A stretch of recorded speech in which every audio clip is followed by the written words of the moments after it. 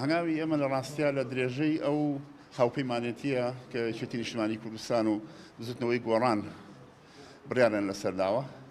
ئێمەش وەکو زیندانیانی سیاسی ستافی یەکێتی نیشتیمانی کوردستان لە هەرێمی کوردستانە بڕیارمان داوە کە بەشێک بین لەو هاوپەیمانیە بۆ ئایندە و بۆ هەڵمەتی هەڵبژاردنەکان و بۆ هەڵبژاردنەکانی ئێستا و بەرنامەی زیندانیانی سیاسی بۆ ئایندە کە بتوانین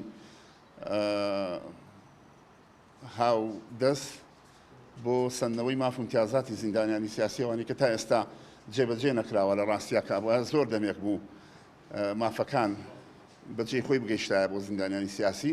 ئەم کۆبوونەوە بەڕای من کۆبوونەوەیەکی بەسوود بوو لەسەرم چەند خاڵە پێک هاتین.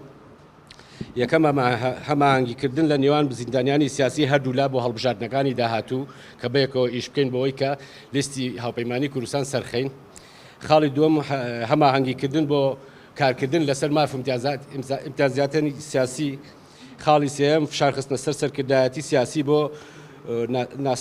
بۆ زیندانی سیاسیەکان چاکسازیکردن لە دام و دەستگاکانی حکوومەتە و بە دەستگای زیندانی سیاسیش لەگەڵیە هەوڵدان بۆ بەستنی کۆنگرەیەکی گشتی زیندانیانی سیاسی لە هەرێمی کوردستان.